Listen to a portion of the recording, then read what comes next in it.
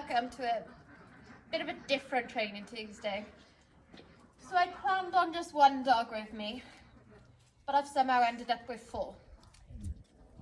But it kind of will work anyway because I can adapt and I can show you the way different dogs work with the recall and stuff.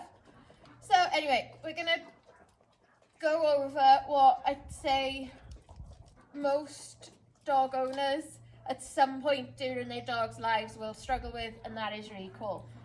And I think recall is one of those things that you always need to come back and revisit regularly. Regular intervals, sharpen it up.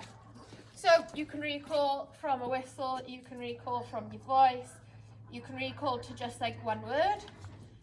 You decide. I personally like to have like multiple things to recall. So the dogs will all recall off their name and they will all recall off the whistle and they all know, come on guys, see I've got, they're all drawn into me, good guys. And you can decide. And what can happen a lot is if you use your dog's name during the course of your day, you can dilute that. So what I mean by diluting is you can dilute the value. So I can go, Katniss, come here, Katniss, come here, Katniss, sit, Katniss, bag, bag, bag, yes, Katniss, smile, good girl, Katniss, speak, speak, good girl. So see how I was going, Katniss, come, Katniss, sit, Katniss, smile, Katniss, beg, Katniss, speak, good girl.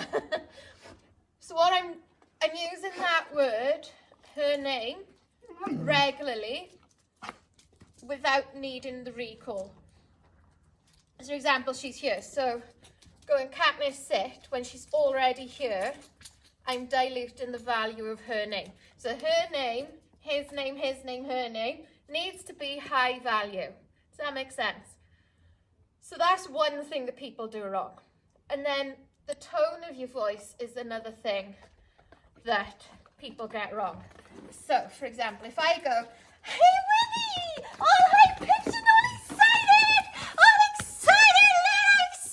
he gets, oh, with a fun, oh, Katniss. So I can get him really excited, and that is actually a very good thing to recall a dog from. So go, Winnie! Yeah! Wow! So I'm getting him excited for a recall.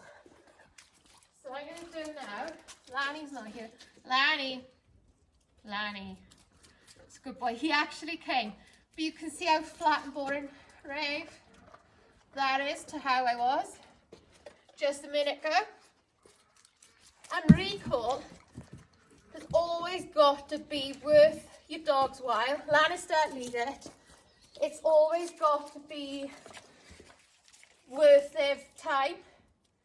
So for example, this morning, Pumpkin was on the line and she was chasing and running after squirrels. So I have got to be higher value than the fun and the enrichment she is gaining from chasing those squirrels. So I could be even more fun by keeping a toy with me. So Pumpkin quite likes a squeaky toy, she quite likes a tug toy. Raven likes a tug toy, Finnick does, Katniss does, Lanny likes a tug toy or a ball. So if I've got a ball and the reward for recall is they get me to throw the ball, play tug with them, then I start to become higher value than chasing that squirrel. Does that make sense? So also then you've got, they're all pretty foodie, but Katniss especially, Raven especially now. Lanny's quite foodie, Finnick is less foodie. So I have got in here, I've got a mixture of treats and kibble. So if I had to use their name more than once, the reward would be kibble. If I only had to use their name once, the reward would be the treat. And different treats have different values, so you could have a mixture of treats. So there's a mixture of different values that will help sort of gauge. And then once they know you've got a high value treat with you, then already they're more engaged. Already they're watching what you're doing, and more in tune with you. So you can see they all stood and sat nicely. You know, Lanny, Lannister, good boy. Finnick, boy, Katniss, Katniss. So see how I have to use her name twice? So she's just gonna get Raven. Good girl. So she got a treat, Katniss got kibble. So you can see the difference, you can see the variation.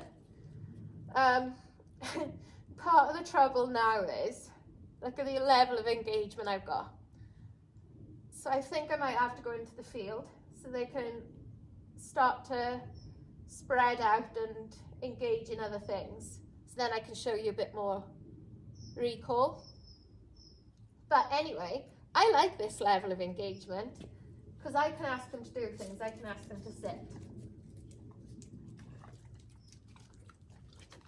And then I can get them to do things, which is nice. So I always like to reward engagement, even if it's just going, good girl, good boy, good boy. Winifred stayed in the 6, so he gets a little bit of extra. So I hope what I've kind of started this with makes some sense. Finnick, good boy. So not only were we looking like we were going to go out for a walk, but he also had a toy the Lannister wanted. So that was extra as far as the recall went. And when you also think of recall in different situations have a different value, and different situations will hold different value to different dogs as well. So for example, if I put some treats on the floor there, and Katniss knew where they were, and then I walked over here and recalled her over here because she knew the treats were over there, then that's harder for Katniss. Raven.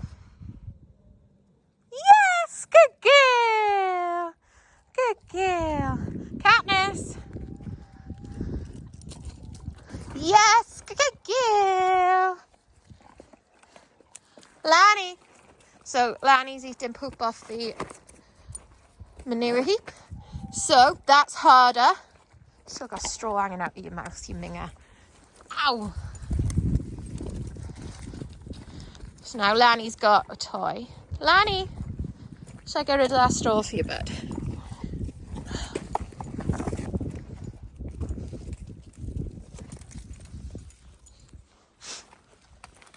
So, yeah, and so I was in a big open field and they were running around playing and having a whale of a time, then that's harder to recall from than it would be, say, here.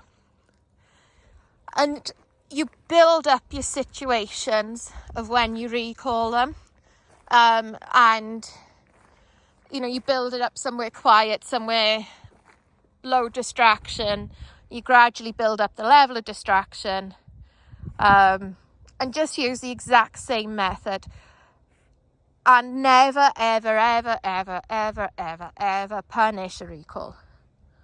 So, for example, if Lanny was running now and chasing one of the cats and I recalled him, as much as I'd be tempted, Beck, good boy, to tell him off for chasing the cats, I would have to reward the recall. If I punish the recall, or if I punish him for chasing cats, he will think I've punished him for the recall. And that's the biggest place where I think people go wrong. If the dog's not listened, they're frustrated. So then they end up punishing the recall, and the dog goes, well, what's the point of recalling? I'm not doing the fun thing I was just doing. Finnick! Finnick! Finnick! Get off! So, as annoying as that is, I still got to be a good boy. Because he stopped doing what he was doing. That was a prime example of what I was just saying. He stopped doing what he was doing. And he came back.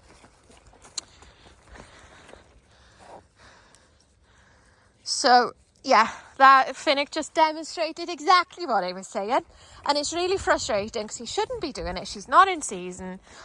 He's been told off for it by me, by her, by other dogs, for doing it to her. And he still does it. So, you know, it's really annoying. He knows perfectly well he shouldn't be, but he is doing it. So, yeah, you can just demonstrating perfectly what I was on about. So yeah, again, he still got rewarded. Now, I said his name more than once. He got kibble. He didn't get a treat. But he still left what he was doing to come back to me. So anyway, this is kind of just going to end up being part 1 of recall training, because I've more talked than demonstrated. But anyway, hope you all enjoyed. Hope you gained something from it. And we shall do part 2 next week. Bye.